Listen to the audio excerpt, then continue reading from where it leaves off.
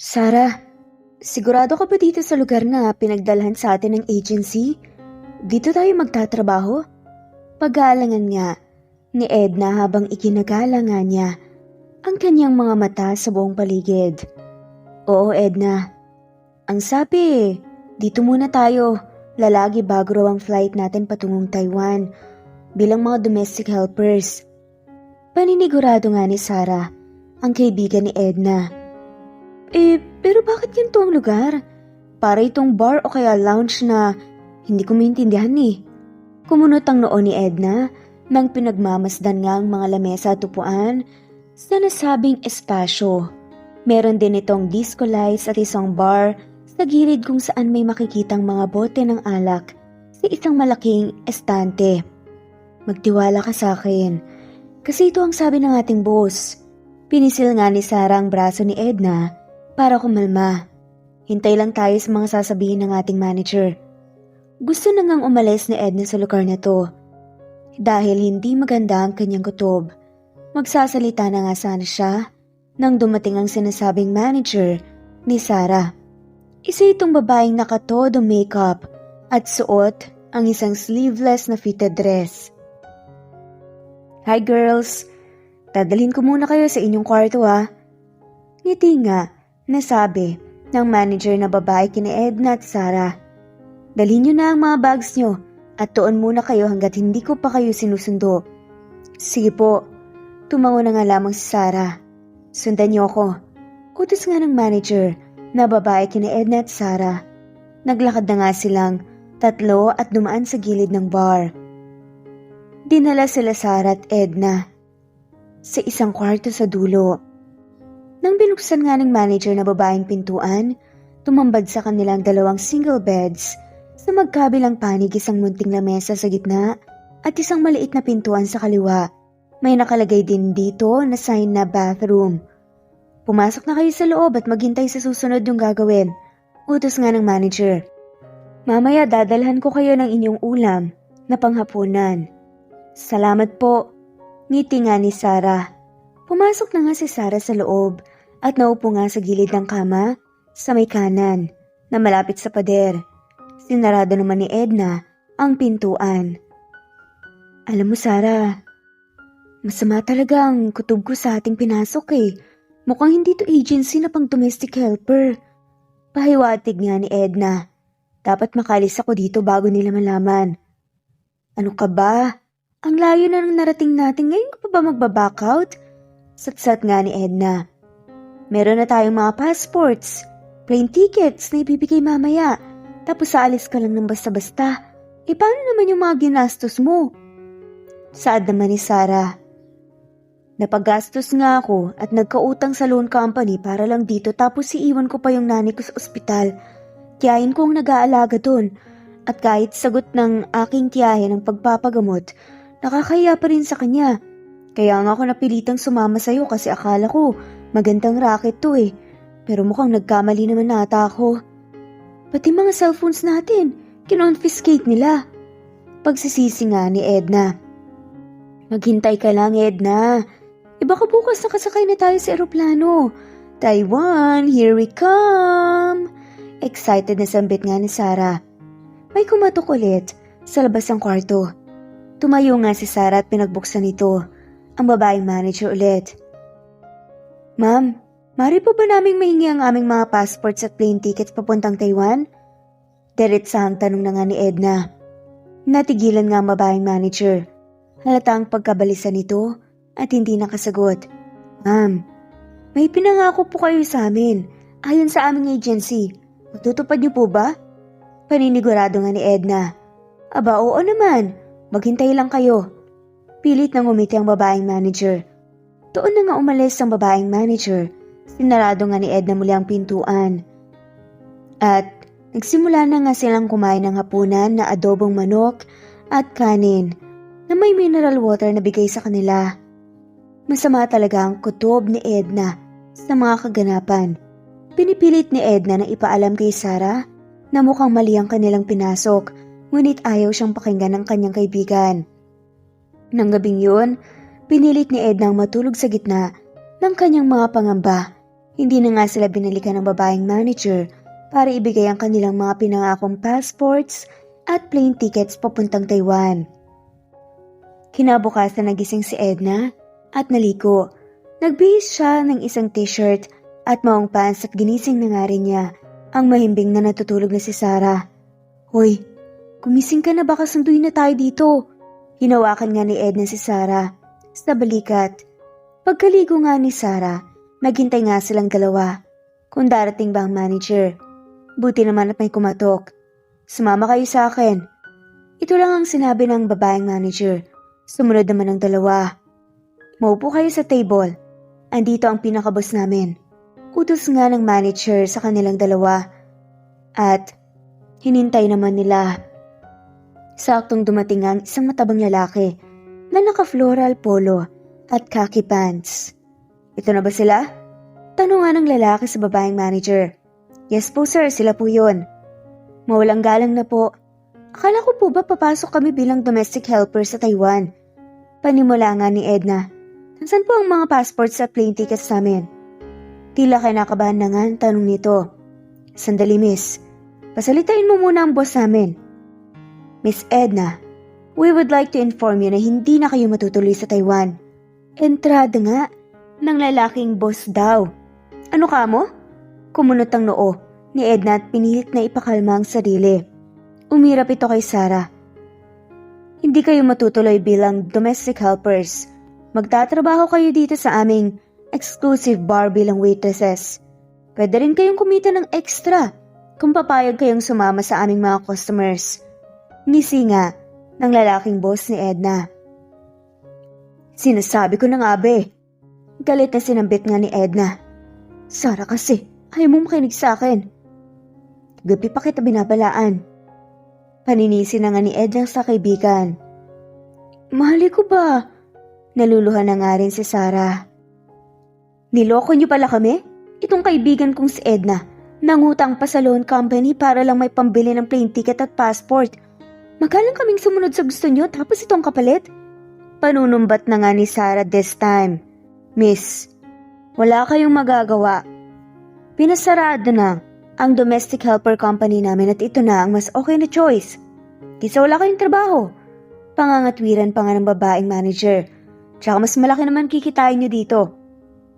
Malaki kita, pero kapalit ang dangal namin? Bulyaw nga ni Edna. Nakatali kayo sa kontrata at hindi kayo basta-basta makakalis dito. Tuparin nyo ang inyong pinirmahan at ito rin ang paraan para kayo ay kumita at makabayad ng utang. Walang alis dito. Now, go back to your rooms, ladies. Walang lalabas hanggat hindi kayo sinusundo, maliwanag ba? Sir, ibabalik ko na po sila sa kanilang kwarto at dadalhan ng breakfast. Niloko niyo kami. Pagtangis pa nga ni Sarah at nagyakapan na nga lamang ang magkaibigan. Nanginiwan na nga sila doon at nilak ang pintuan mula sa labas humagulgol na nga si Sarah. Patawarin mo ko, Edna. Nadamay ka pa sa kagustuhan kong magkatrabaho abroad at kumita ng pera. Sana nanatili na lang tayo sa grocery store kung saan tayo nagtatrabaho dati. Naluluha nga na saad ni Sarah. Pinalot nga ni Edna si Sarah sa mainit na yakap at hinayaan na nga niyang umiyak sa kanyang mga balikat. Hinimas nga ni Edna ang buhok ni Sarah. Naiinis ako sa'yo ngayon, pero wala na tayong magagawa eh. Sundin na lang muna natin ang kanilang gusto. Balang araw, makakalis din tayo dito. Ang mahalaga, ligtas tayo. Pangako nga ni Edna. Pera, kapalit ng mga puri natin? Mga walang iya sila. Bulyaw nga ni Sarah. Mahiga nga si Edna at natulala na nga lamang sa kisame. Sa isip-isip niya, paano nga ba siya makakalis dito? Ang hirap naman ng kanilang pinasok. Kabado siya sa mga susunod na mangyayari. Paano pag napunta nga siya sa customer na masamang ugali? Paano kapag magkasakit nga siya sa kanilang mga gagawin? Huminga ng malalim si Edna. Kailangan niyang lunukin ng takot at hiya para sundin nga ang gusto nilang mangyari habang nag-iisip ng plano kung paano makakaalis dito sa lugar na to. Pagpatak nga ng alas 6 ng gabi, nagbukas muli ang pintuan. Nagising nga si Edna mula sa kanyang pagtulog At bumungad nga ang babaeng manager na bitbit nga ang isang plastic ng 2 pack meals.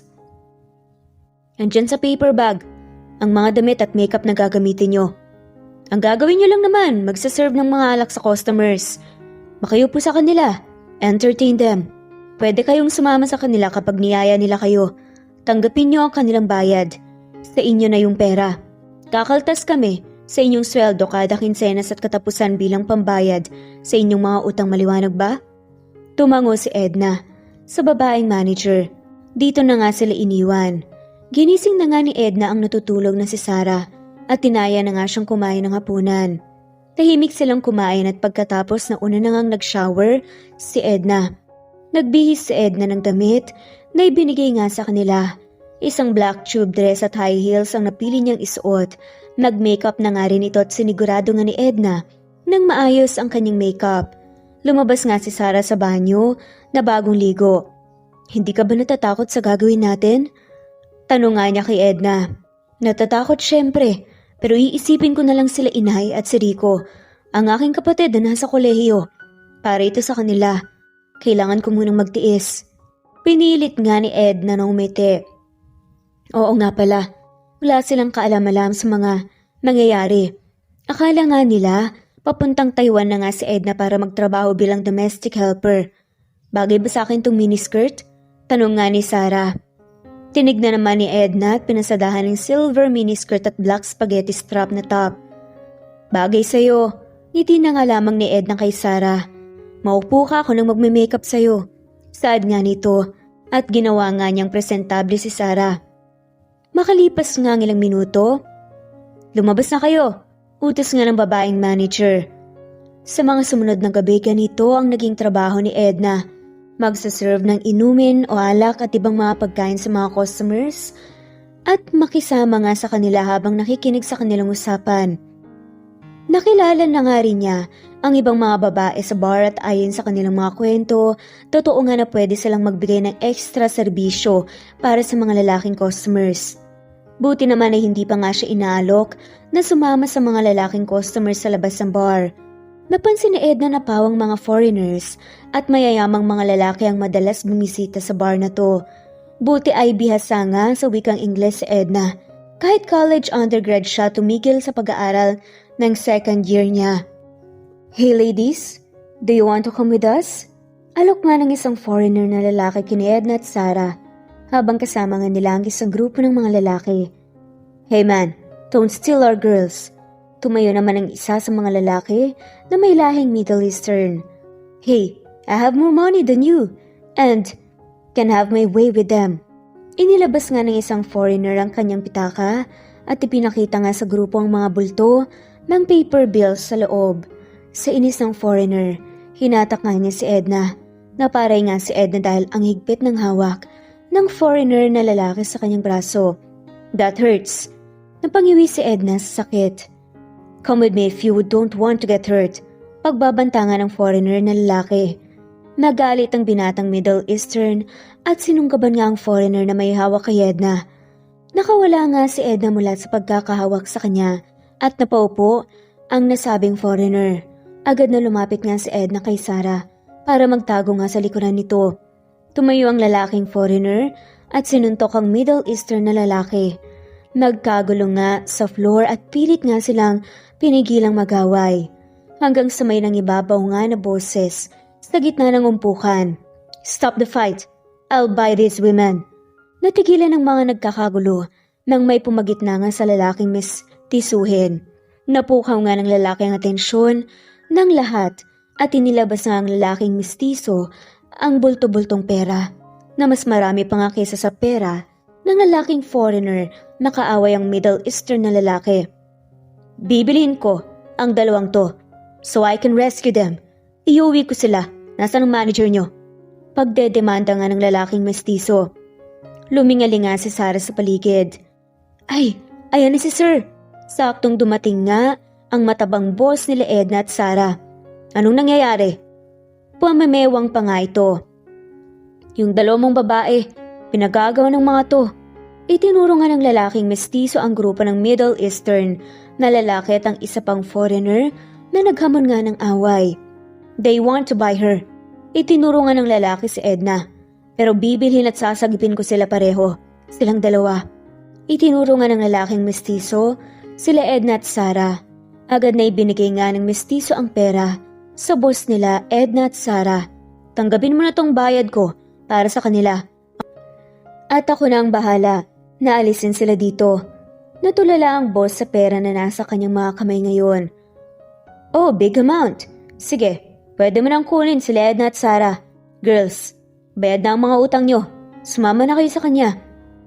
Hindi nga alam ni Edna ang kanyang mararamdaman. Bukod sa likas na gwapo nga ang lalaking mestizo, bayad na ang kanyang mga utang pati ang utang ni Sarah. Makakahinga na nga siya ng maluwag at makakaalis nga sa lugar na to na kasama pa nga ang kanyang kaibigan. Nang gabing yon, nag-alsa balutan na nga sila Edna at Sarah. Sumakay sila sa kotse ng mestizong lalaki na sumagip nga sa kanila at dinala sila sa isang engrandeng 3-story na bahay na may fountain sa gitna. Una silang dinala ng mestizong lalaki sa sala para sila ay kausapin. May kwarto kayo na pwede niyong tulugan. You can stay here for the night and tomorrow I'll decide on what to do with the other girl. Tumingin nga ang mestizong lalaki kay Sarah. Pwede po akong umuwi sa probinsya namin, sana po matulungan niyo ako. Hilinga ni Sarah sa mestizong lalaki. Wala rin po kaming mga cellphones dahil kinuha po nila ng mga taga-bar. Tutulungan ko kayo, don't worry. Huwag ka nang magpaloko at bumalik sa kanyang pamumuhay. Bilin nga ng lalaki kay Sarah. Pero titira ang kaibigan mo sa aking bahay. Babayaran ko siya bilang contract wife o substitute mommy ng aking anak na babae. Natulala si Edna sa kanyang narinig. Anong gagawin mo? Gagawin mo akong asawa? Teka, bakit ako? Lokohan ba to? Nirescue mo ako tapos parang pareho rin ang pinasok na gaya ko sa bar? Gusto niyang sumabog sa galit. Hindi ito gaya ng iyong iniisip. Pakiwari nga ng mestizong lalaki kay Edna. Hindi kita gagalawin o gagawan ng kahit na anong hindi mo magugustuhan. Magpanggap ka lang na maging asawa ko at nanay ng aking anak. Malaking ibabayad ko sa'yo. Pagpupumilit nga ng lalaki kay Edna. At isa pa, dito, hindi kita kukuhanan ng dignidad o dangal. Pahabol pa nga nito. Mas maganda tong kaibigan ko. Bakit naman ako pinili mo? Tanong nga ni Edna. Matagal na kitang pinapanood sa bar nang hindi mo malalaman. Kwento nga ng mestizong lalaki kay Edna. Narinig kita na mahusay makapag-usap sa wikang Ingles. Kaya kita ngayusan at hirap sa mga investors at kilalang mga tao bilang aking asawa. At tiyak na mapapamahal sa iyo ang aking anak.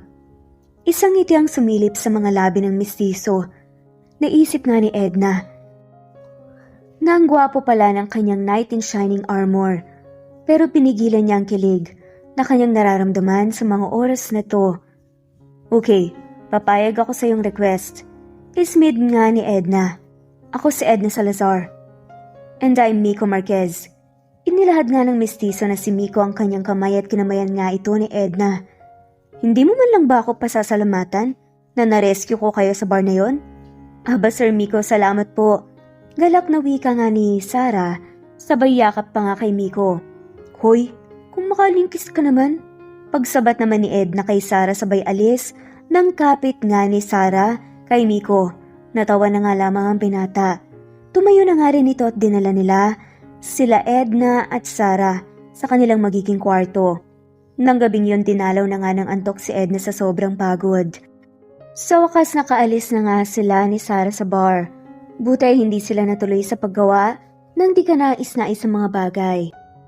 Ngunit anong klaseng buhay kaya ang naghihintay kay Edna bilang contract wife ni Miko at substitute mommy? At paano kaya si Sarah? Napapauwiin na nga sa kanyang probinsya at iiwan siya dito ng mag-isa. Nang sumunod na araw nakakain na nga ng maayos sila Edna at Sarah. Buti ay bumungad nga sa kanilang lamesa na puno ng breakfast food. Hinanap ni Edna si Miko sa isa sa mga kasambahay. Ma'am, pumasok lang po sa opisina para magtrabaho. Paliwanag nga ng kasambahay kay Edna. Mamaya ay darating na po siya kasama ang kanyang anak. Kumain po muna kayong dalawa at maghintay na po sa susunod niyang bilin. Enjoy po. Umalis na nga na nakangiti ang kasambahay.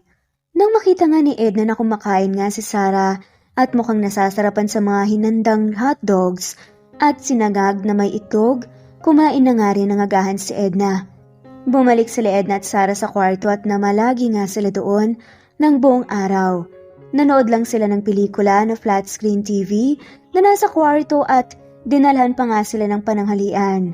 Nang dumating ang hapon may kumatok nga sa labas ng pintuan. Si Edna ang nagbukas nito. Bumungad sa harapan niya. Si Miko na nakasuot nga ng white polo at black slacks.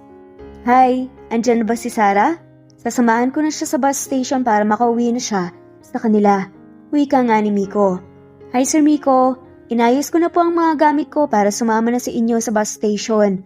Nakangiting lumapit nga si Sarah kay Miko at nilingon nga niya si Edna pagkatapos. Edna, sorry may iwan pa kita dito, ingat ka palagi at alagaan mo ang iyong sarili. Oo naman, mag-message ka sa akin kung nakauwi ka na. Bilin nga ni Edna sa kaibigan. Yumakap si Sarah kay Edna. Sorry talaga at nadamay pa kita sa malaking gulo tapos maiiwan ka pa ditong mag-isa. Pagsisisi nga ni Edna. Ayos na yun. Mag-ingat ka na lang sa mga job offers na susunod ha. Umalis nga si Edna mula sa pagkakayakap at ngumiti kay Sarah. Pagkatapos nga nito ay tuluyan na ngang umalis sila Sarah at Sir Miko. Naiwan na naman si Edna na nag-iisa. Buti na lang dinalhan nga siya ng hapunan ng isang kasambahay. Pagkatapos kumain nagpunta nga si Edna sa bathroom para magbabad sa bathtub. First time ni Edna na makaranas ng paliligo sa bathtub. Pakiramdam niya ay parang nga siyang prinsesa na amoy rosas dahil sa rose bath gel na kanyang ginagamit. Ito rin ang unang beses na nakatuloy nga siya sa isang malaking bahay at matulog nga sa isang kwarto na may komportableng kama. Malayo ito sa mahirap na buhay na naranasan nga ni Edna habang lumalaki. Naisip ni Edna ang kanyang ina at ang kapatid na si Rico. Kamusta na kaya sila? Walang mobile phone ang ina ni Edna pero may phone si Rico. Kontakin kaya niya ang kanyang kapatid. Naibalik na ang phone niya pero wag muna. Isa pa hindi rin kaya magkwento ni Edna ng mga nangyari sa kanya. Baka mag-alala ang kanyang kapamilya. Siguro sa ibang araw na lang. Sa ngayon gagawin nga ni Edna ang parte ng kasunduan niya kay Miko. Ang magpanggap bilang asawa at ina sa sinasabing anak ng binata.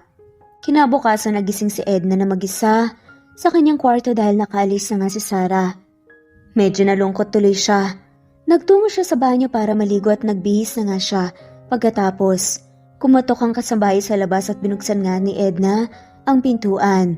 Ma'am, bumaba na po kayo para kumain ng breakfast kasama si Sir Miko. Bilin nga ng kasambahay sa kanya. Okay po. Tumango si Edna at sumunod nga sa kasambahay.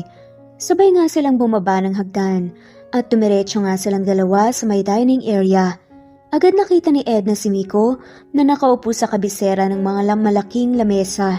Sa tabi niya ay isang batang babae na naka-pigtails ang buhok at nakasuot ng school uniform. Napaka-cute! Good morning, Edna. Umupo ka sa tabi ng aking anak. Siya si Ashley. Tumayo si Miko at inilad nga ang kamay sa isang bakanting upuan sa tabi ng isang batang babae. Good morning po, Sir Miko. Nahihiyang tugon nga ni Edna. Nagalangan pa nga siya kung tatabihan niya ba ang batang nagngangalan nga na Ashley. Hanggang sa nagsalita nga ang batang babae. Daddy? Siya bang bago kong mommy? Masiglang tanong nga ni Ashley sa kanyang ama. Yes, siya nang mag-aalaga sa'yo. Ngiti nga ni Miko sa excited na si Ashley. Yay! Hello po mommy, tabihan niyo po ako. Cute na pagaya nga ni Ashley na naghahalangan pa nga na kay Edna. Kahit nahihiya pa nga siya ay tinabihan na nga rin ng dalaga ang batang si Ashley. Pwede ka nang kumain. Magalang na utos nga ni Miko kay Edna. Ibinaling nga ni Edna ang kanyang mga mata sa mga plato ng iba't ibang mga pagkain sa harapan niya. At dito na nga siya nagsimulang kumain ng agahan. Daddy, paano niyo po siya nakilala? Ano pong pangalan niya? Tanong nga ni Ashley kay Miko. Nirescue ko siya sa mga bad guys dahil kailangan niya ng tulong ko. Maamong tinignan nga ni Miko ang anak na si Ashley. Wow! Parang knight in shining armor, Daddy! Pumapalakpak pa nga si Ashley at bumaling kay Edna pagkatapos. Hello, ako si Ashley, 7 years old. Pleased to meet you po, miss. Naputol nga ang sasabihin ni Ashley dahil hindi pa nga niya alam ang pangalan ni Edna. Hi Ashley, ako si Miss Edna. Pwede ba ang makipagkamay? Saad nga ni Edna at ngumiti. Nakipagkamay nga si Ashley kay Edna at hindi na nga napigilan ni Edna na ngumiti sa bata. Friends na po tayo Malawak ang ngiti ni Ashley kay Edna. Sa tingin ko mabait ka at maganda pa. Daddy, alagaan mo siya. Siyempre naman Ashley, paninigurado nga ni Miko sa kanyang anak. Tapusin mo na yung breakfast mo para may hatid na kita sa school. Tapos pag-uwi ko maglalaro kami ni Mommy Edna? Hiling pa nga ni Ashley. Nakangiting tumango na nga lamang si Miko at nagpatuloy na nga rin sila sa kanilang agahan. Agad na napalagay nga ang loob ni Edna sa kanyang bagong tirahan dahil sa presensya nga ni Ashley. Bye Mommy Edna, see you later! Kumaway nga si Ashley kay Edna bago nga siya sumakay ng kotse ni Miko. Oo, sasamahan kita mamaya. Ngiti nga ni Edna kay Ashley. Tinulungan nga ni Miko na sumakay si Ashley sa tabi ng driver's seat at inilagay na nga ang seatbelt ng bata. Bago sumakay ng kotse, lumapit nga si Miko kay Edna.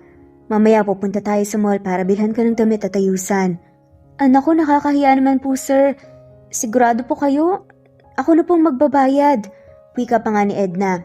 Wala to sa akin basta susunduin kita after lunch. See you later. Pinagmasdan nga ni Edna ang pagsakay ni Miko sa driver's seat ng kanyang kotse. Umalis na nga ito sa garahe at nang maiwan nga nang mag-isa si Edna pumasok na nga ito sa loob ng bahay. Dito niya nadatnan ang kasambahay ni Miko na nakangiti sa kanya. Mukhang kursunada po kayo ng aming amo. Pahaging pa nga na saad ng kasambahay. Hindi maitatanggi ang ngiti nito kay Edna. Matanong ko lang po, may iba ba siyang inuuwi ng mga babae bago ko? Pagsisiyasat pa nga ni Edna sa kasambahay. Naku po ma'am. Wala naman masyado. Natatawa pa nga ito. Si Ashley po kasi anak ni Sir Miko, sa ex-girlfriend niya na iniwan siya. At si Ashley, medyo nangungulila po sa ini. Ang kwento, ayaw daw kasi ng babae sa buhay nanay at may asawa. Nainis nga kami dun parang kuting na iniwan na nga lamang si Ashley imbes na maging mabuting nanay ang ex-girlfriend ni Sir Miko. Napaka-cute naman itong si Ashley. Grabe palang nangyari kay Sir Miko. Hindi nga mapigilan ni Edna ang dali ng kanyang bibig. Pero nakikita po ba ni Ashley ang kanyang tunay na ina? Umiling ang kasambahay. Hanggang padala lang ng pera ang ginagawa ng babaeng yun kay Ashley. Kumbaga sustento na yun pagkatapos niyang ilabas sa mundo. Ismid nga ng kasambahay. Pero kahit ganun mabait ang batang yun. Kaming mga kasambahay ang tumatayong ina sa kanya. Pero kailangan pa rin niya ng isang babae na tatayo bilang nanay niya at kaagapay sa buhay ni Sir Miko. Kaya Ma'am Edna, good luck ka. Sana forever niya na si Sir Miko. Namula tuloy si Edna sa pang-aasar nga ng mga kasambahay. Hindi naman ako naghahanap ng forever. Sinagip lang kasi ako ni Sir Miko niyo mula sa bar na pinagdalan sa akin ng illegal recruiter. Akala ko kasi magiging domestic helper ako ng Taiwan. Pero naloko kami ng kaibigan ko, si Sarah. Utang na loob ko na kay Sir niyo ang bagong buhay na to. Kaya gusto ko siyang tulungan. Ma'am, naniniwala ako na magkakaibigan kayo. Si Sir Miko na ang forever niyo. Congrats mama, pahingin mo ng balato. Pagbibiro pa nga ng kasambahay, napayakap pa nga ito kay Edna. Natawa na nga lamang si Edna. Bumalik na nga ang babae sa kanyang kwarto. Kumain nga siya ng pananghalian at sinabayan na nga lamang niya habang kumakain ng mga kasambahay na kausap niya kaninang umaga. Bakit ka kumakain dito sa kusina? Ito ang bungad nga ni Miko kay Edna nang madatnan nga ni Miko ang dalaga na kasama ang kasambahay habang kumakain ng pananghalian. Sir Miko, masyado pong malaki ang lamesa sa dining room at ako lang po ang nandoon. At inaya na rin ako ni ate na kumain kaya sinabayan ko na rin siya. Kwento nga ni Edna. Ipapaalala ko sa iyo, nasawa na kita magmula ngayon. Mariin na paalala nga ni Miko. Ate, doon siya sa main dining table kakain kahit na mag-isa lang siya doon. Dala niyo na lang siya ng makakain. Opo Sir Miko, pasensya na po. Magalang na tugon na nga lamang ng kasambahay. Edna, sasama ka sa akin pagkatapos ito para magpunta tayo sa mall. Napatingin si Edna kay Miko. Sige Sir Miko. Just call me Miko. Sagot nga ni Miko sabay alis sa kitchen. Nang makalis na nga si Miko, nagkatinginan na nga lamang si Edna at ang kasambahay. Sabay silang natawa sa reaksyon ni Miko. Pagkatapos ng oras ng tanghalian, naghanda na nga si Edna para sa pagkikita nila ni Miko. Wala siyang nararamdaman na kahit anong kilig para sa binata. Pero na lang sa ideya na malaki ang utang na loob ng dalaga rito. Isinaisip nga ni Edna na kailangan nga niyang sumunod sa lahat ng utos nga ni Miko. Lumabas na nga si Edna mula sa kanyang kwarto at bumaba na nga ng hagdan. Agad nga siyang nagtungo sa living room at buti naman ay nakaupo na nga sa sofa si Miko. Hi Edna, halika na. Pag-aaya nga ni Miko sabay tayo mula sa kanyang kinaupuan. Bago sila umalis, pinasadahan na nga ng binata nang tingin si Edna mula ulo hanggang paa. Bibili tayo ng bagong mga damit. Hindi ka na pwedeng magdamit ng t-shirt at maong pants. Pero Miko, dito kasi ako komportable eh. Tsaka sa ganitong bihis, depensa nga ni Edna sa kanyang suot. Dapat magmukha ka ng eleganteng babae. Huwag mong isipin ang gagastusin.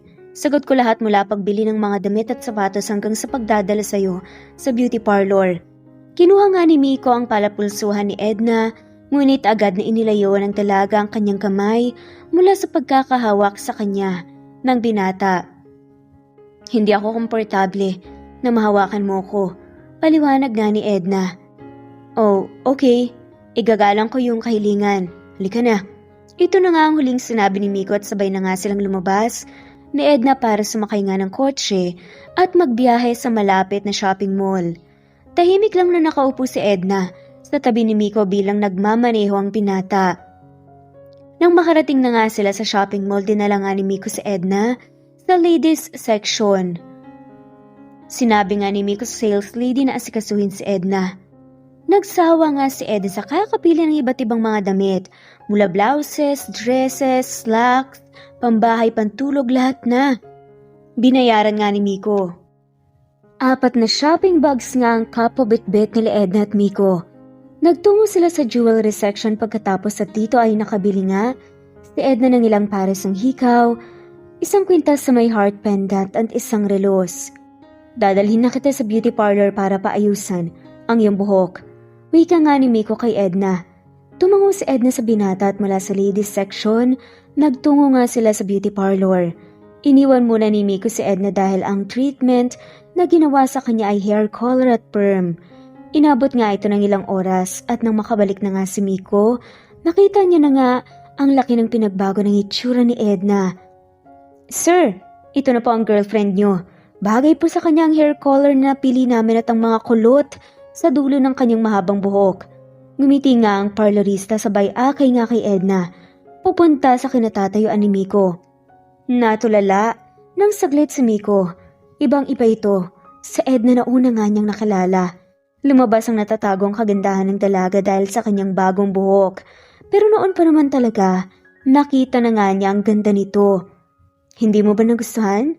Pagtataka nga ni Edna, sabay kunot ng noo kay Miko dahil parang wala namang reaksyon si Miko. I love it. Hindi mapigilan nga ni Miko nang umiti sa dalaga.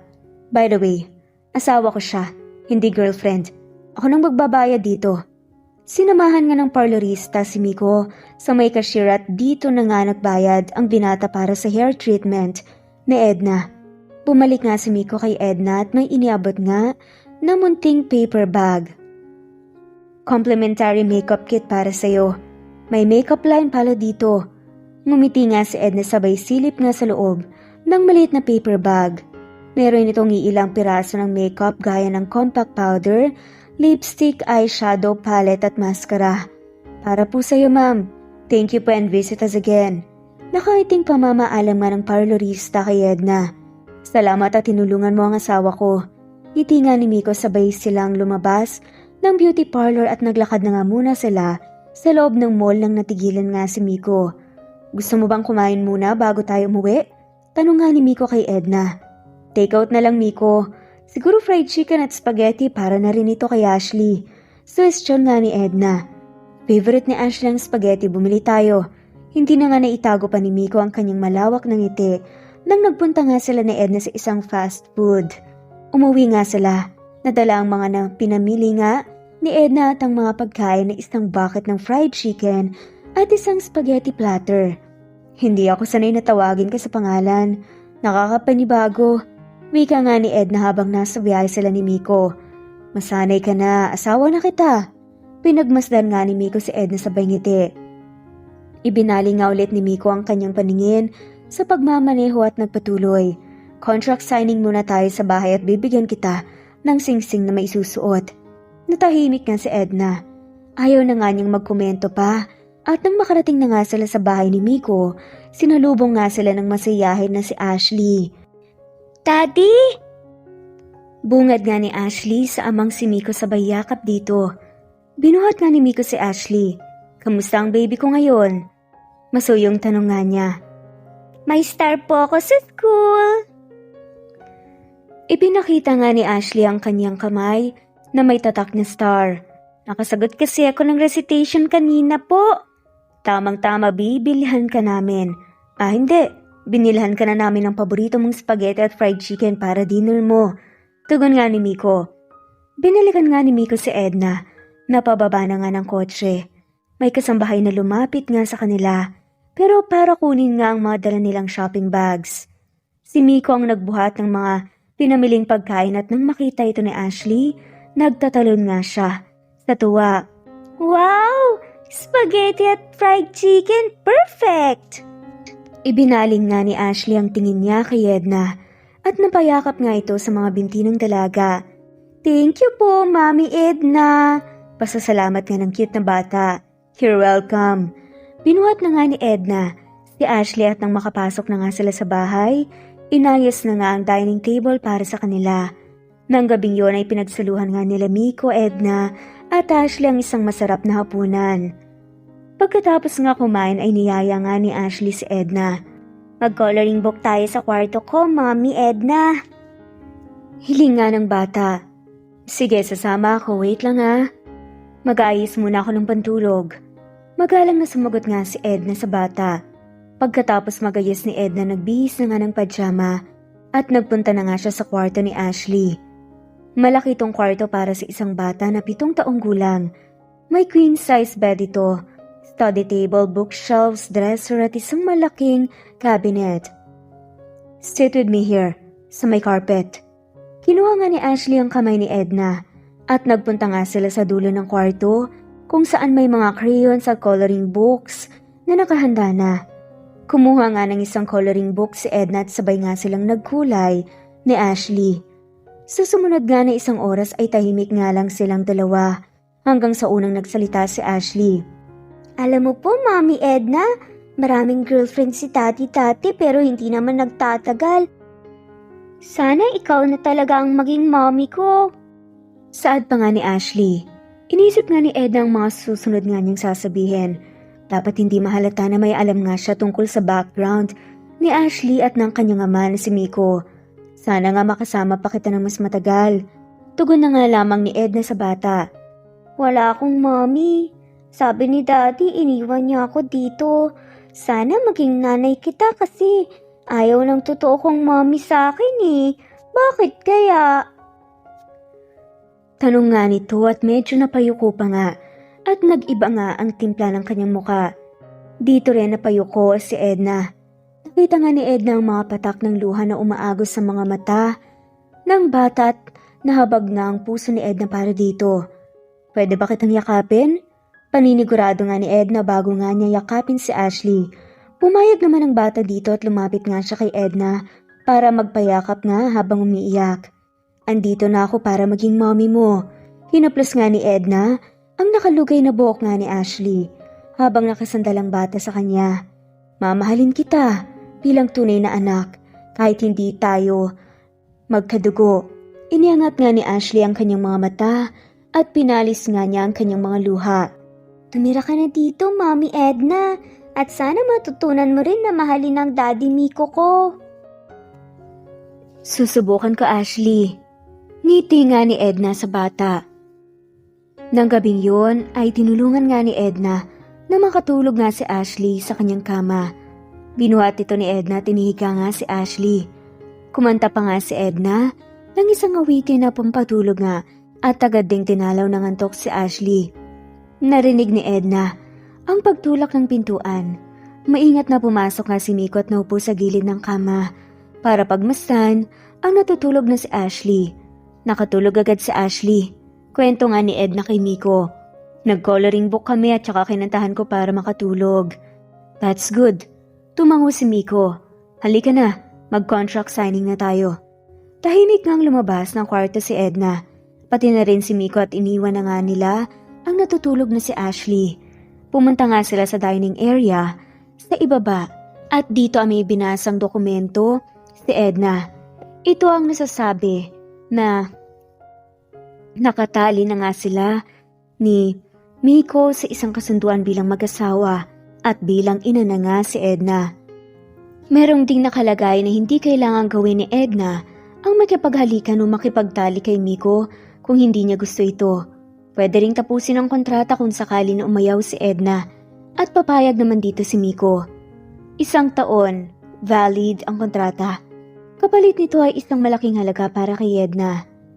Tiyak na makakatulong ito sa kanyang may sakit na ina at kapatid na si Rico. 6-digit figures kada buwan. Pumirma nga si Edna at ibinigay nga ni Miko ang kanyang singsing. Walang imik na kinuha ni Miko ang kaliwang kamay ni Edna at siya na nga ang nagsuot ng singsing sa palasingsingan ng dalaga. Tila nakaramdam nga parehas ng kuryente na dumaloy sa kanilang katawan. Walang dapat makalam ng ating kasunduan.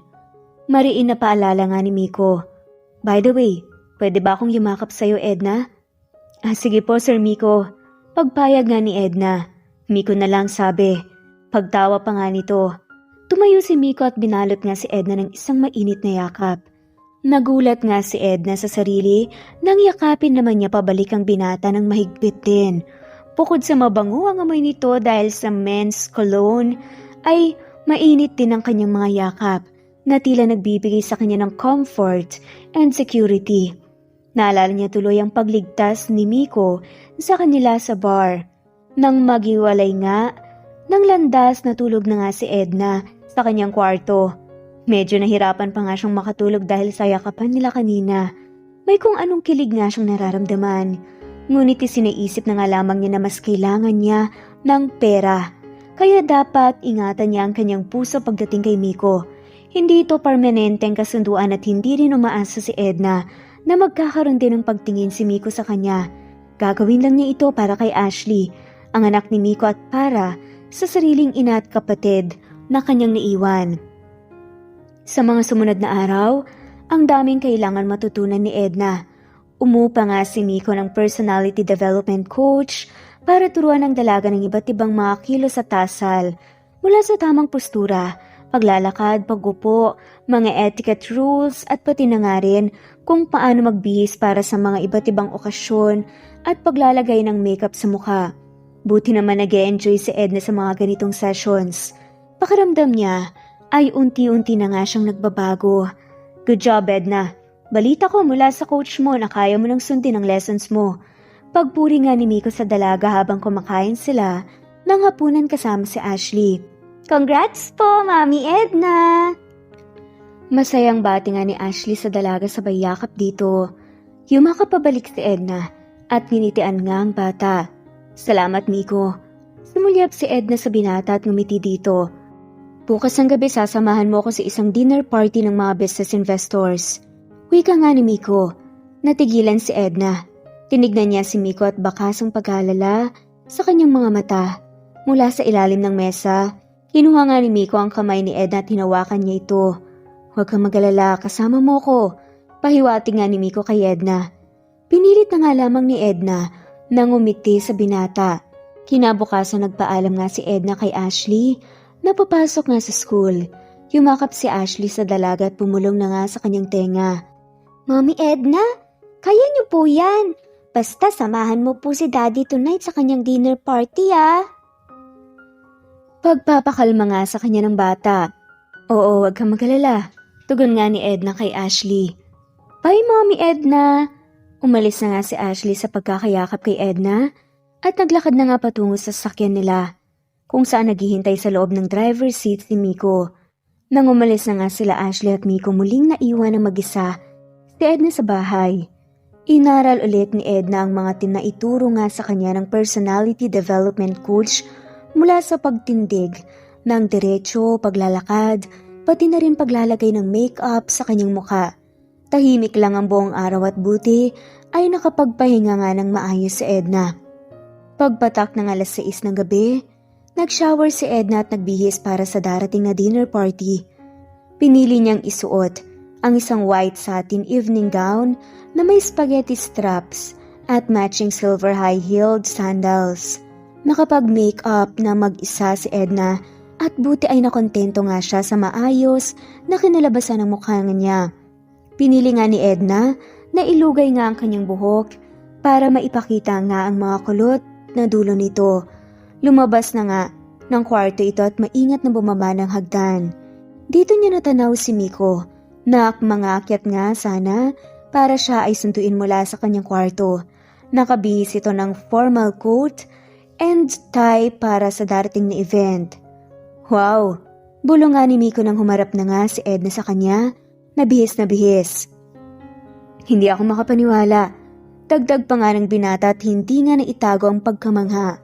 Halos mahulog na nga sa sahig ang kanyang panga sa labis sa pagkamangha ng dalaga. At pinigilan nga ni Edna na matawa sa reaksyon ni Miko. Maganda na ba ako? Ngisi na pagbibiro pa nga nito. Sa paglipas kasi ng mga araw, nakakabuo rin naman sila ng friendship na pwede na nga nilang biruin ang isa't isa. Aba oo, halos hindi nga kita makilala Teka, asan ba si Edna? Si Edna ka ba talaga? Biro pa nga ni Miko. Effective pala ang pag-makeup at evening gown Ngiti nga ni Edna. Buti maganda ako ngayon sa paningin mo. Natawa si Miko sabay alay nga ng kanyang braso. Halika na. Saad pa nga nito. Kumapit nga si Edna sa braso ni Miko nang walang pag-aalinlangan at sabay nga silang nagtungo sa kotse ni Miko na nakaparada na nga sa harap ng bahay. Tinulungan ni Miko na sumakay si Edna sa passenger seat. Si Miko ang huling sumakay nga sa driver's seat at nagsimula na nga siyang magmaneho patungo sa event venue. Pagkatapos ng ilang minutong biyahe dumaan na nga sila sa harapan ng isang malaking hotel. Nagmaneho muna si Miko sa parking area sa loob at doon ipinarada ang kanyang kotse. Mula doon bumaba nga sila ni Edna at pinagbuksan ni Miko ang dalaga para tulungan nga siyang bumaba. Ikaw ba ay ninenervyos? Pangungumusta nga ni Miko kay Edna. Medyo. Ngiti nga ni Edna. Humawak si Miko sa kamay ng dalaga para pakalmahin ito.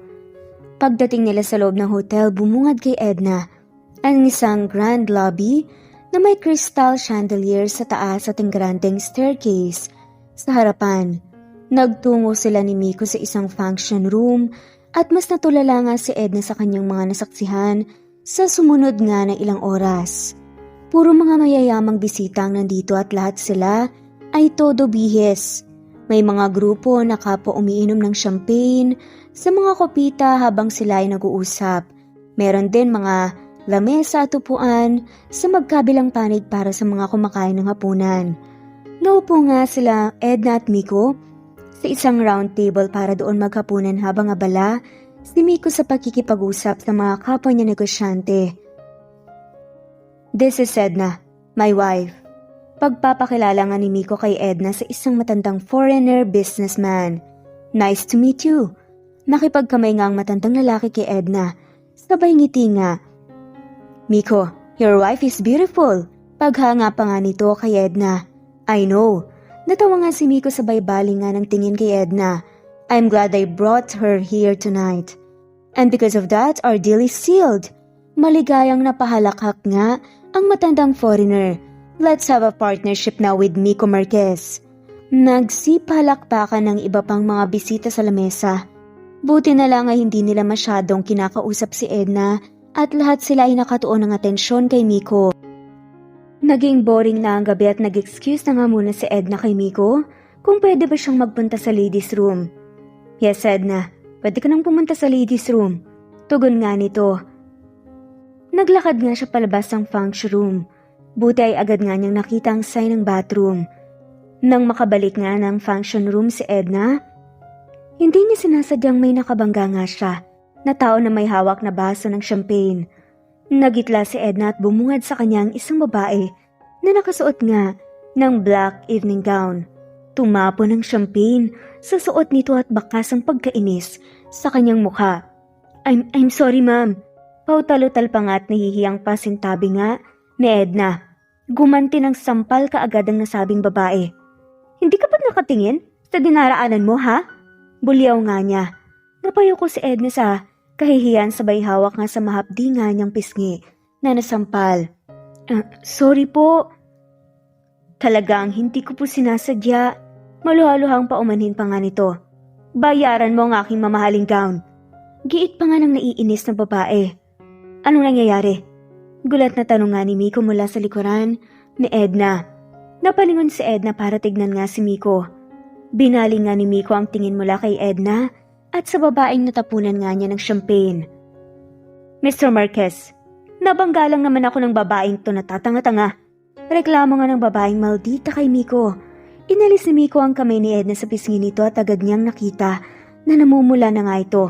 Sinampal mo ba siya? Pagsisiyasat nga ni Miko. Ha? Hindi. Pagtanggi pa nga ng malditang babae. Oo, sinampal niya ako. Nakabangga ko lang siya dahil lang totoo, hindi ko siya napansin. Natapon ang dala niyang champagne sa damit niya at sinampal niya ako kaagad dahil sa galit. Pero maniwala ka, hindi ko naman talaga sinasadya eh. Buti nagkaroon nga si Edna ng lakas ng loob para sabihin ang katotohanan kay Miko. Nanlaki ang mga mata ni Miko sa kanyang narinig mula kay Edna. Tinignan niya ulit ang malditang babae at sinabing, ang babaeng tinawag mong tangaya ang aking asawa. Magsorry ka sa kanya. Mariin nga na saad ni Mr. Marquez. Ayoko nga, pagmamatigas naman ng malditang babae. Say sorry. Pagdetemanda nga ni Miko sa malditang babae.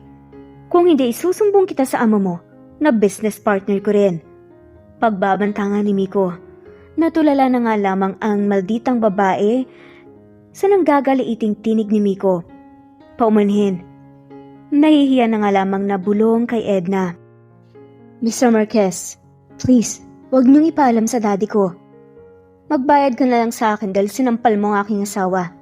Imbes na magkademandahan tayo dito dahil sa physical assault, pagkatapos nito, huwag mong malapitan ang aking asawa na si Edna.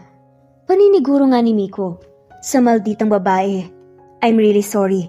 Tuluyan na ngang lumuha ang malditang babae sa bayalis nga sa eksena dahil siya ay napahiya.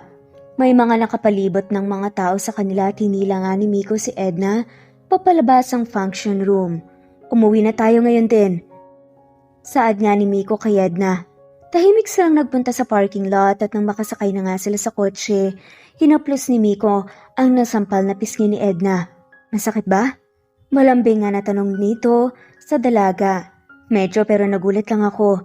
Ang maldita pala ng babaeng yun. Sayang, maganda pa naman. Panghihinayang nga na saad ni Edna. Maldita talaga ang babaeng yun.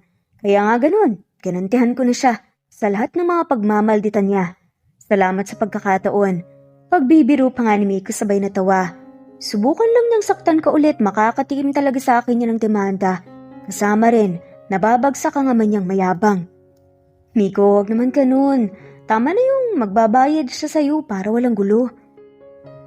Napatingin nga si Miko kay Edna at binalot nga ito sa isang mainit na yakap. Kung ibang babae yun nakipagsabunutan na sa malditang heredera na yun, pero ikaw, mabait pa rin. Hanga ako sa'yo sa breeding mo. Yan minsan ang hindi na ituturo sa mga ibang mayayaman. Mayaman nga sila at nakasuot nga sila ng mga mamahalin na kung ano-ano. Pero Hindi naman kayang pakalmahin ang sarili at walang breathing. Asawa mo na ako, di ba? Eh di dapat umayos din ako ng asta. Nakaiting paalala nga ni Edna. Ngumiti nga si Edna kay Miko. Nagsimula na nga itong magmaneho paalis ng hotel. Naging tahimik nga ang kanilang biyahe at nang makarating na nga sila sa bahay, inihatid na nga ni Miko si Edna sa kanyang kwarto. Sana nag-enjoy ka naman ngayong gabi kahit na may masamang nangyari sa'yo. Wika nga ni Miko sabay na iiling pa nga. Nag-enjoy naman ako kahit na nasampal ako. Natawa nga rin na saad ni Edna. By the way, mag-out of town tayo. Tayong magkakasama sa Biyernes, kasama si Ashley. Magpupunta tayo sa farm namin sa kalapit na probinsya. Pagaya nga ni Miko. Gusto ko yon, sige. Pagsang-ayon naman ng babae. Good night, Edna. Biglang humalik pa nga si Miko sa kanyang pisngi, kung saan ito nasampal kani-kanina lang at umalis na. Iniwan ni Miko si Edna na nakatulala sa may pintuan ng kanyang kwarto. Agad na pumasok nga si Edna sa kwarto at napaupo nga sa kama. Hindi niya mapigilan ang kilig na nagbabadya. Ito ang unang beses na humalik nga si Miko sa kanya. Pero buti na lamang ay sa pisngi lamang. Kahit na may mangyaring hindi ka nais-nais ngayong gabi sa dinner party, pinalitan ito ni Miko ng mas magandang souvenir na pumukaw sa puso ni Edna. Pagdating nga ng Biyernes, nag-impake na nga si Edna ng mga damit para baunin nga sa kanilang out-of-town trip kasama sila Miko at ang anak ni Miko na si Ashley. Alas 5 pa lang ay ayos na nga ang kanyang overnight bag. Lumabas na nga si Edna sa kanyang kwarto at bumaba na nga para maghintay sa sala. Pagkatapos ng 30 minutos bumungad nga si Miko at si Ashley. May dalang duffel bag si Miko at ang unang sinabi nito kay Edna, "Let's go." Tumayo na nga kaagad si Edna at agad kumapit nga sa kanya ang makulit na si Ashley. Binuhat nga ni Edna ang bata at sumakay na nga ito sa likod ng kotse ni Miko. Inayos nga ni Edna ang seatbelt ni Ashley at ngumiti nga sa kanila si Miko mula sa driver's seat. "Ready na ba tayo?" Sabik na tanong pa nga ni Miko sa dalawa. "Daddy, ready na kami ni Mami Edna." Excited na sumagot naman si Ashley. Nagsimula na nga ang kanilang biyahe mula Maynila hanggang sa kalapit na probinsya sa Laguna, kung saan nandoon ang farm na pagmamay-ari ni Miko. Gabi na, nang makarating na nga sila sa kanilang destinasyon. Pagkababa ng kotse, dinala nga ni Miko sila Edna at Ashley sa kanilang cottage na tutuluyan. Meron itong maliit na living room, dining and kitchen, 2 bathroom at 2 bedrooms. Sa kwarto nga, nila Edna at Ashley ay may queen-size bed. At may katabi nga itong bedroom para naman doon mamalagi si Miko. "Daddy, katabi ko bang matutulog si Mami Edna?" Cute at tila excited nga na tanong ni Ashley sa kanyang ama. "Oo, kaya nga malaki ang kama niyo eh." Ngumiti nga si Miko sa anak na si Ashley. Agad na tumakbo nga si Ashley sa kama at naupo sa malambot na matres. "Mukhang masarap pong matulog dito. Lalo na kung magkatabi tayo." Hindi pa nga ni Edna kay Ashley. "Oo, dahil may katabi akong mommy na matutulog." Pagsang-ayon pa nga ni Ashley. Napangiti si Miko sa eksenang kanyang natunghayan. Inaya na nga niya sina Edna at Ashley para kumain ng hapunan sa isang restaurant sa loob mismo ng farm. Napuno ang gabing yun ng masayang kwentuhan at masasarap na pagkain. Pagkatapos dinala nga muna ni Edna si Ashley sa kanilang kwarto para tulungan na makatulog ang bata. Kinantahan ulit ito ni Edna at nang dalawin na nga nangantok si Ashley, hinimas nga ni Edna ang buhok ng bata. Napangiti nga siya sa batang mahimbing na natutulog. Dahil likas na mabait nga si Ashley, siguro maayos ang pagpapalaki ni Miko dito.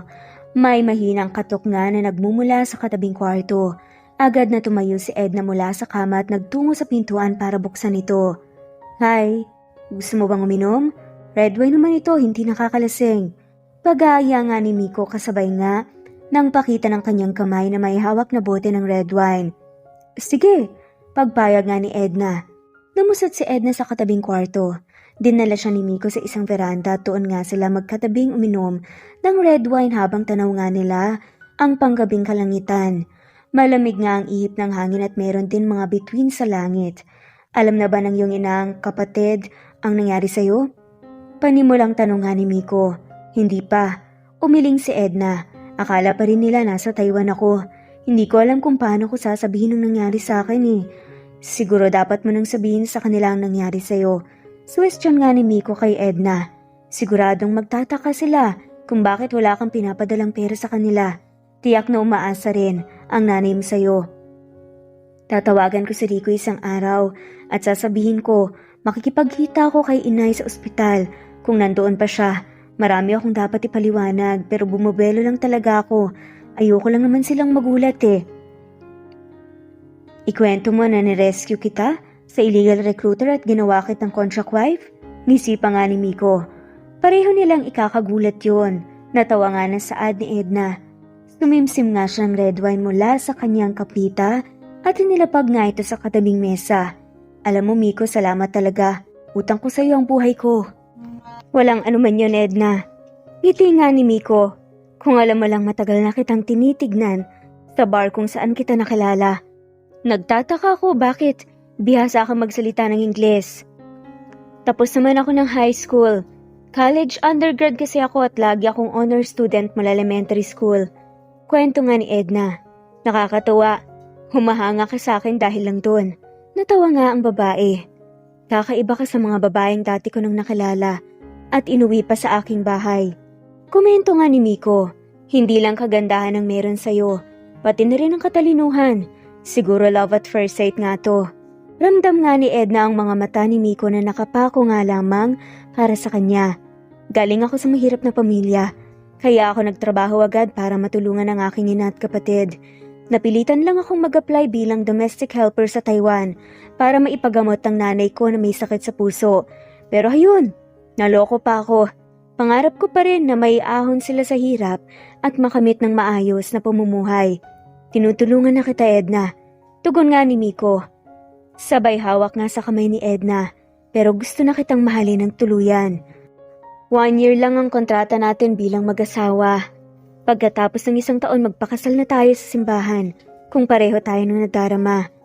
Diretsahang saad na nga ni Miko. Natulala si Edna sa kanyang narinig mula kay Miko. Dito napagtanto ng dalaga na unti-unti na nga siyang nahuhulog para kay Miko. Mas na-confirm pa nga ngayon na ang mismong umamin sa kanya yung lalaki. Kahit anong iwas ng dalaga sa kanyang nararamdaman, tuluyan na nga siyang na-develop para sa kanyang knight in shining armor. Pwede ba akong humalik sa'yo? Biglang tanong pa nga ni Miko. Sa mga sandaling ito tumango na nga lamang si Edna. Inilapit ni Miko ang mukha niya sa dalaga at nagsalubong nga ang kanilang mga labi para sa isang madamdaming halik. Segundo lang ang tinagal nito at pakiramdam nga ni Edna ay parang sasabog nga ang kanyang puso sa kagalak at kaba. Nang inilayo na nga ni Miko ang mukha niya kay Edna, ang dalaga ang unang bumasag sa kanilang katahimikan. Miko, mahal na kita. Mas mahal kita Edna. Ito nga ang sagot ni Miko at sa pagkakataong ito, si Edna ang unang yumakap kay Miko.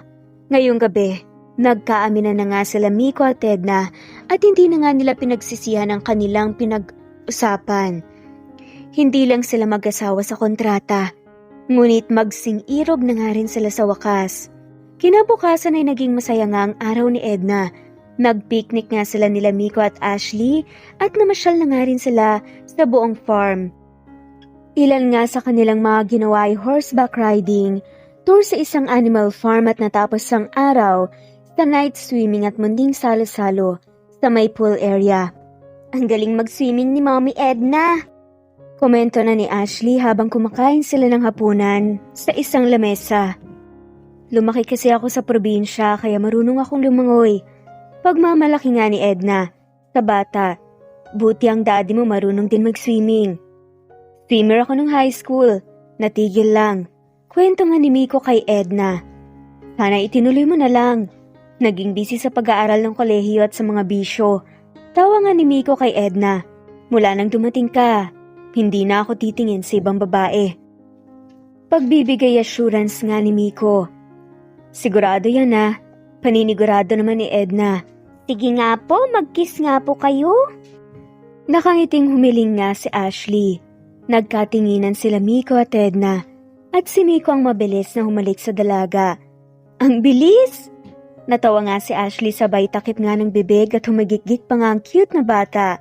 Hindi pwede sa SPG, may bata dito. Biro nga ni Edna. May punto ka, dapat mabilis lang na kiss. Sagot nga ni Miko sabay yakap kay Edna. Natapos nga ang gabing yon na matiwasay. Pinatulog muna ni Edna si Ashley at nang mahimbing nang natutulog ang bata, inaya ni Miko si Edna, natabihan naman ito sa pagtulog. Bakas ang pag-alangan kay Edna. Teka, baka naman ibang binabalak mo ah. Sagot pa nga ng dalaga. Walang mangyayari, paninigurado naman ni Miko para hindi nga matakot sa kanya. Si Edna, hindi kita pipilitin na gawin yun kung hindi ka pa ready. Just stay with me tonight. Ang tagal na mula nang may nakatabi ako sa kama. Tumango na nga lamang si Edna at sumama nga kay Miko. Hinayaan niya na yakapin nga siya ni Miko mula sa likod. At totoo nga na hindi nagtangka si Miko na gawa ng kahit na anong hindi gusto ni Edna. Nirespeto nga niya ito. Sa unang pagkakataon naramdaman nga ni Edna kung paano mahalin at magmahal pabalik.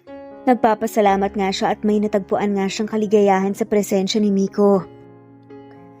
Ngunit biglang nalungkot nga si Edna. Hindi rin niya alam kung hanggang kailan magtatagal ang kaligayahan to at kung mauuwi ba silang dalawa ni Miko sa altar para maging totoo na nga ang kanilang pagsasama.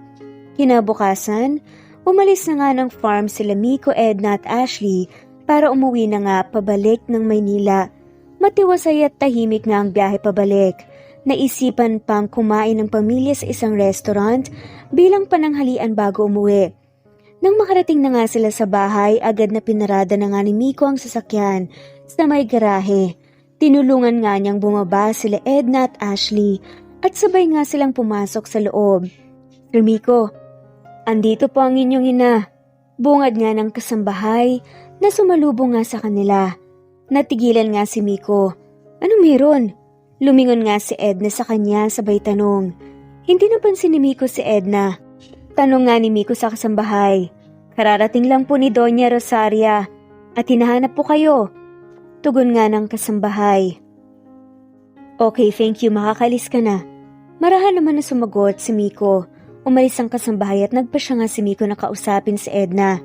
Edna, ipakikilala kita sa mama ko. Pahayag nga nito. Paano kapag nagulat siya na ganito ang setup natin? Tanong nga ni Edna. Huwag kang mag-alala, akong magpapaliwanag. Mariin na wika nga ni Miko sabay tinapik nga ang balikat ni Edna at hinalikan nito sa noo. Paano kung magalit siya? Umiling lang naman ang lalaki. Hayaan mo ang aking ina na magalit. Matanda na tayo para makapagdesisyon. Diin naman ni Miko. Daddy, magmamano muna ako kay Lola. Pagsingit nga ng cute na batang si Ashley sa usapan. Sige, pagpayag nga ni Miko. Tumakbo na nga si Ashley sa living room at naiwan na nga sa hallway sila Miko at Edna. Mukhang hindi ko pa kayang harapin siya. Nag-alala nga, nasaad ng babae. Kasama mo ko, akong bahala. Saad naman ito. Huminga ng malalim si Edna at tumango na rin. Sabay na nagpunta sa living room sila Miko at Edna. Narinig nga ng babae ang masayang usapan nila at ang lola nito na si Doña Rosaria. Naina ni Miko, masaya ako na matataas ang grades mo sa school. Ngiti ng isang babae na elegante at pawang may edad na nga. Yes po Lola, andito na sila Daddy Miko at Mami Edna. Nakaiting tinignan nga ni Ashley ang kararating lang na sila Miko at Edna. Umalis ka muna sweetie, kami na munang mga grown-ups ang mag-uusap dito. Pakiwari nga ng matanda kay Ashley. Agad na sumunod naman ang bata at yumakap muna siya kina Miko at Edna sabay takbo nga papaalis ng living room. Ngayon ay ibinaling nga ni Doña Rosaria ang kanyang mga mata kina Miko at Edna. Tumayo ito para salubungin ang kanyang uniko iho. Miko, napadalaw ako. Pumeso nga ito kay Miko at formal na yumakap si Miko. Mommy, kagagaling ko lang sa out of town kasama si Ashley at si... Natigilan nga si Miko sabay tingin nga kay Edna na nakatayo sa tabi nito. Nang dumapo ang paningin ni Doña Rosaria kay Edna, pinasadahan niya ito ng irap mula ulo hanggang paa. Sa mga sandaling ito ay gusto na nga lamang maglaho ni Edna sa kanyang kinatatayuan. Alam niya na ayaw na nga ni Doña Rosaria sa kanya sa unang tingin pa lang. Sino siya? Tanong nga ni Doña Rosaria na nakataas nga ang isang kilay sabay lahad ng kamay kay Edna. Mommy, siya si Edna, ang aking girlfriend. Matagal na po kaming nagkikita. Paliwanag nga ni Miko. Pilit niyang pinapakalma ang kanyang kalooban. Palihim na hinawakan nga ni Miko ang kamay ni Edna para kumalma rin ito. Alam ko na ang ginawa mo dahil sa aking private investigator. Entrada nga ni Doña Rosaria sa anak nitong si Miko. Nalaman ko na may dinedate ka na babae na nakilala mo lang sa bar. Inuwi mo pa siya at ginawang live-in partner.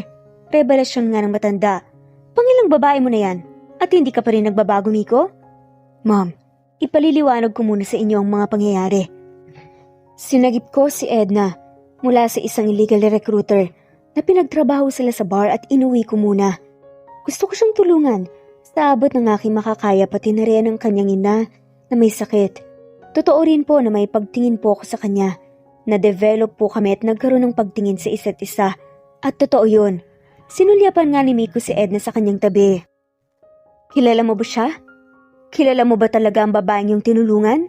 Baka scammer yan. Baka pinagsasamantalahan ka lang yan. Tinatake advantage ka. Puliyaw nga ni Doña Rosaria kay Miko. Aba, nasisiraan na yata ang aking anak. Ma, totoong mahal ko po si Edna. Pati po si Ashley na pamahal na rin sa kanya. At sinsero po siya na tumayo bilang ina ni Ashley. Sinagip ko ang tamang tao. At ang totoo niyan, tinulungan pa nga niya ako sa iba pang mga business partners natin. Dahil siya ang iniharap ko bilang asawa ko, tinulungan niya ako para maklose ang ibang deals. Pagdadahilan pa nga ni Miko, Ma, payagan niyo na po ako na makasama siya at pakasalan ng tuluyan. Pero wala naman din kayong magagawa kung yun ang desisyon ko. Napabuntong hininga si Doña Rosaria. Hindi ako makapaniwala sa mga mangyayari ngayon. Pwes, utos ka na hiwalayan mo ang babaeng yan. Hindi siya nakabubuti sa'yo, lalo na galing siya sa isang hamak na pamilya. She's not at the same level as you are, Miko. No, may edad na ako, Ma. Hayaan mo akong magdesisyon para sa aking sarili. Pagpupumilit nga ni Miko, at iniwan ko na ang dati kong pamumuhay na mahilig mambabae. Nagbago na po ako, at dahil lahat ng to kay Edna at Ashley. Napakunot no nga ang matanda. Iha, ayaw mo ng mas malaking gulo. Inuutusan kita na umalis ka na sa pamamahay na to, ngayon din. Pasigaw nga na utos ni Doña Rosaria kay Edna. Mas nararapat para kay Miko ang isang babae na mayaman din gaya niya. Yung ka-level niya. Napalunok na nga lamang si Edna at maluhaluhang tinignan nga si Miko. Pasensya na. Sad na nga lamang nito. No, Edna, dito ka lang. Ako lang ang pakinggan mo. Pagdidikta nga ni Miko kay Edna sabay hawak nga sa palapulsuhan ng dalaga. Hinigit nga ni Edna ang kamay niya mula sa mahigpit na pagkakahawak ni Miko. Nagugulhan pa ako. Bigyan mo ko ng oras. Tinanggal nga ni Edna ang singsing niya at nilagay ito sa loob ng mga kamay ni Miko. Paalam na muna. Aalis na muna ako ngayon din. Ma'am, wag na po kayong mag-alala. Sa ngayon, susundin ko muna kayo para walang gulo. Pinalis nga ni Edna ang mga nagbabadyang luha. Ngunit may pumatak na at dumaloy nga sa kanyang pisngi. Tumalikod siya at tumalis sa eksena. Dire-diretso na umakyat ng hagdan si Edna at mabilisang nagimpake ng kanyang mga gamit. May natira rin siyang malaking halaga na pera mula sa kanyang wallet at sapat na ito para siya ay makauwi sa kanila at makahanap nga ng bagong trabaho. Sana lang nandoon na ang kanyang ina sa kanilang bahay. Namuluha si Edna nang siya ay nag-al sa balutan at lumabas sa nga ng kwarto. Bumaba siya ng hagdan at nang makarating na nga siya sa ibaba, hinarang nga siya ni Miko at binalot nga sa isang yakap. Edna naman, wag mo kong iwanan pati na si Ashley. Lumuluhang humiling nga si Miko. Napasandal na nga lamang si Edna sa balikat ni Miko at pinakawala na nga niya ang kanyang mga luha. Ngunit agad din ako malas si Edna sa mga mainit na yakap ni Miko. Paalam na, hanggang dito na lang muna tayo. Pagtangis nga ni Edna. Mommy Edna, don't go! Tumatakbong lumapit nga si Ashley sa dalaga. Please, wag kang umalis. Saad pa nga nito sa mga binti ni Edna at yumuko nga para lumuhod at kausapin si Ashley. I'm sorry Ashley pero dapat na akong umalis. Hindi na ako pwedeng makasama ng iyong daddy. Maluhaluhang ipinaliwanag nga ni Edna kay Ashley. Baka mas mapahamak siya nang dahil lang sa akin. Pagpapaliwanag nga ni Edna kay Ashley. Paano pong mapapahamak si Daddy nang dahil sa inyo, Mommy Edna? Masaya kaya siyang kasama ka? Pagpupumilit nga ni Ashley sabay daloy ng mga luha sa kanyang mga mata. Ashley, layuan mong babaeng yan. Entrada pa nga ni Doña Rosaria nang madatnan nga niyang eksena. Tola, sinami po ba na umalis na si Mommy Edna? Tanong nga ni Ashley kay Doña Rosaria. Natulala ang matanda nang marinig nga niya ito mula sa bata. No, mariin na tumanggi nga ang Tonya. Siyang gustong umalis. Nagsisinungaling po kayo. Narinig kitang kausap po si Mommy Edna, ang sabi mo, umalis po siya dito. Bakit po? Kasi mahirap lang po siya. Saad pa nga ng bata. Iniwan na nga ako ng real mommy ko tapos ito naman mangiiwan din si Mommy Edna. Sigaw pa nga ni Ashley, I hate you Lola. Sabay alis sa pagkakahawak nga ni Miko sa kanya. Saad pa nga nito na ang bad daw niya sa Mommy Edna niya at nalulungkot daw ang daddy niya dahil dito. Ashley, huwag mong kausapin ng ganyan ng lola mo. Paalala na nga lamang ni Miko pero hindi naman niya masisisi ito. Tinignan lang nga ni Ashley ang kanyang ama at tumakbo na nga siya paalis ng eksena. Umakyat ang batang si Ashley sa hagdan na umiiyak at nagkulong na nga lamang siya sa kanyang kwarto. Nang makaalis na nga si Ashley, binasag nga ni Edna ang nakakabinging katahimikan. Ako na lang ang alis para hindi na magkagulo pa. Miko, igalang mo na lang muna ang kagustuhan ng ina mo. Paalam. Umismid na nga lamang si Doña Rosaria habang nanlulumo nga si Miko. Tumalikod si Edna at naglakad nga papalabas ng bahay.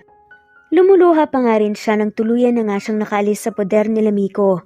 Sa labas ay pumara nga siya ng taxi at sinabi niya na dalhin siya sa bus station. Nang makarating nga si Edna sa bus station ay agad nga siyang bumili ng tiket at lumulan nga ng bus pauwi sa kanyang probinsya. Masakit man ito sa kanyang kalooban.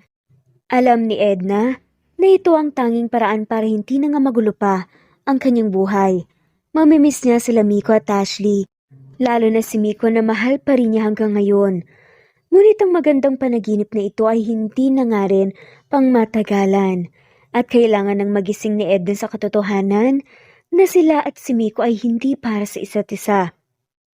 Edna? Bakit nandito ka na sa atin? Ito ang bungad ng ina ni Edna na si Aling Gina. Nang binuksan nga niyang pintuan at tumambad nga sa kanya si Edna, nabitbit ang isang malaking bag. Nagulat nga siya. Kumunot na nga lamang ang noon niya. Nakauwi rin si Edna pagkatapos ng ilang oras ng biyahe at buti ay matiwasay na nga siyang nandito sa kanyang tahanan sa probinsya. Ma, yumakap na nga lamang si Edna sa ina. Akala ko ba nasa Taiwan ka? Kumunot ang noon ni Aling Gina. Sabay pinapasok nga si Edna sa loob.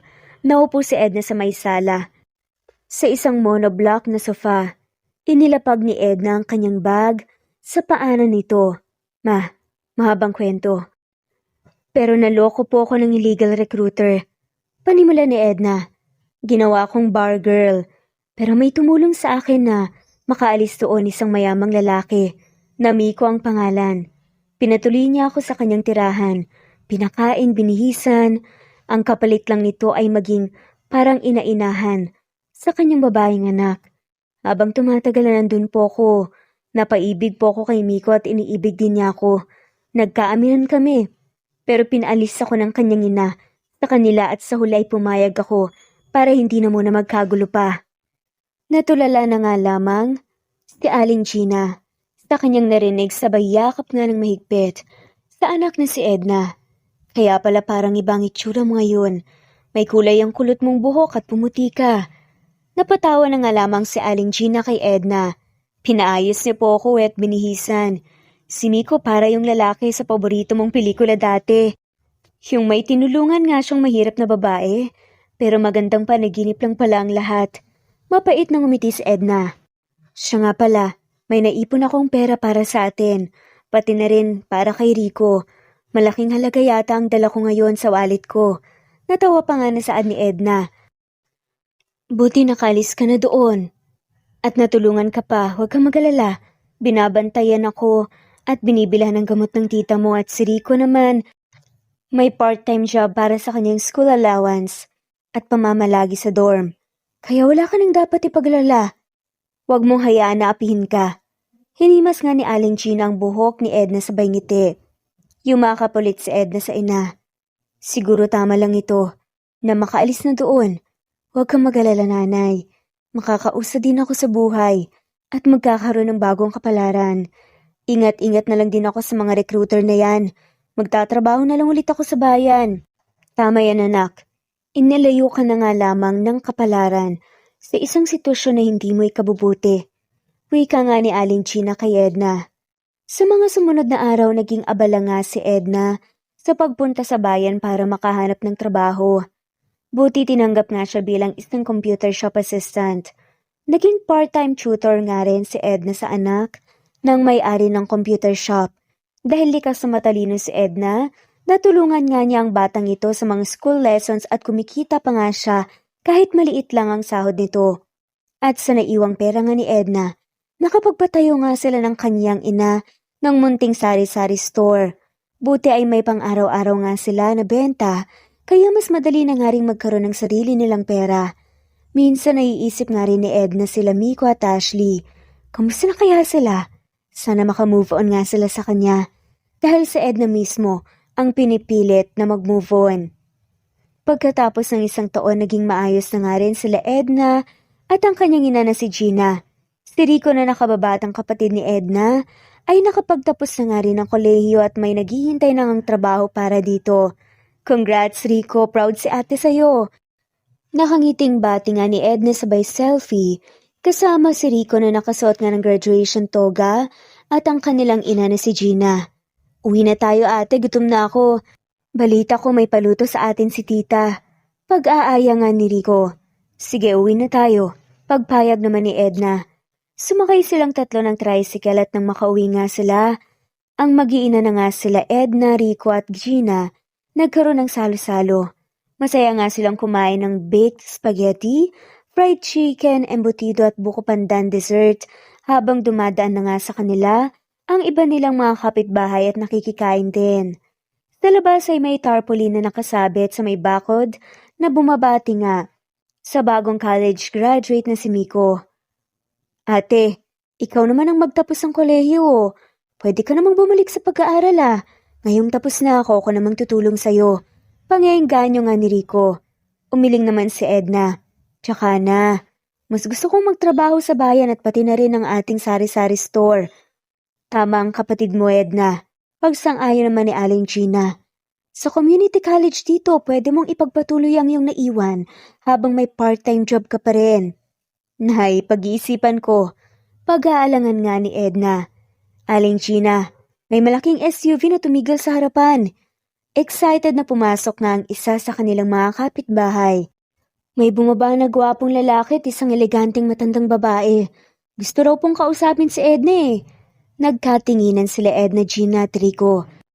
Biglang sumagi sa isip nga ni Miko at ang inang si Doña Rosaria sa alaala ni Edna. Ano naman ang pakay nila dito? Pagtataka nga ng dalaga. Good afternoon po. Dito po ba nakatira si Edna Salazar? Isang malalim na boses nga ng lalaki ang nanggaling sa may pintuan. Nang lumingon si Edna, tumambad nga sa kanya si Miko na akayakay ang kanyang ina na si Doña Rosaria. Miko? Bulong nga ni Edna sabay tayo mula sa dining area. Sa paligid ay nagbulong-bulungan nga ang mga bisita ni Rico. Ang binatang si Rico na nga ang kumausap sa kanila at hiniling na umalis nga muna sa bahay. Buti ay pumayag naman ang mga to. Agad na pinaupo nga ni Edna sila Miko at Doña Rosaria sa sala. Inobserbahan nga ni Doña Rosaria ang buong paligid, ngunit sa pagkakataong ito hindi na nga siya nakaismid. Habang si Miko naman ay napatingin nga sa hapagkainan na may mga handa ni Rico mula sa graduation party nito. Magandang araw po, madam at sir. Bati nga ni Aling Gina sa dalawa. Baka kayo po ang tinutukoy ng aking anak na si Edna, yung sumagip daw po sa kanya sa bar noong 1 taon? Ako po yan, ma'am, si Miko Marquez. Magalang na nagmano pa nga si Miko at nakipagkamay kay Aling Gina at kay Rico. Naikwento na po pala ng anak niyo ang nangyari. Oo nga Una sa lahat, Abot langit ang pasasalamat ko sa iyo, iho. Ngiti nga ni Aling Gina kay Miko. Kung hindi dahil sa iyo, baka mas lalo pang napahamak ang aking dalaga na si Edna. Iba ang tama ko dyan kay Edna. Natawa pa nga si Miko. Love at first sight, tata. Inaamin ko po na hindi ako naging mabuting tao noon dahil babaero ko. Nagkaroon pa nga ako ng anak na babae mula sa ex-girlfriend ko. Pero iniwan ng nasabing ex ang anak namin sa akin at hindi na siya binalikan. Pinili kong magbagong buhay habang tinutulungan si Edna. At kahit ang unika iha ko na si Ashley, napamahal na nga sa kanya. Natigilan nga si Miko at hinarap nga si Edna. Nagpunta ako dito sa inyo para humingi ng isa pang pagkakataon. Walang araw na hindi kita iniisip, Edna. Kung kamusta ka na, kung mabuti ba ang kalagayan mo, mauunawaan ko kung masama ang loob mo sa akin pati na rin sa aking mama dahil ginawa niya sa'yo. Gagawin ko ang lahat para makuha ulit ang tiwala mo. Paano ang ina mo? Tanong nga ni Edna. At bakit kasama mo siya dito? Akala ko ba ayaw niya sa mga mahihirap na gaya ko? Iha, gusto rin kitang makausap. Panimula nga ni Doña Rosaria habang tinitignan nga sila Edna, Gina at Rico. Naging matapobre nga ako sa inyo at humihingi ako ng dispensa sa naging asta ko noong nakaraan. Nasaktan kita. At matapang akong umaamin na malaki ang aking naging pagkakamali. Mula nang umalis ka, Edna, naging malungkutin na si Miko.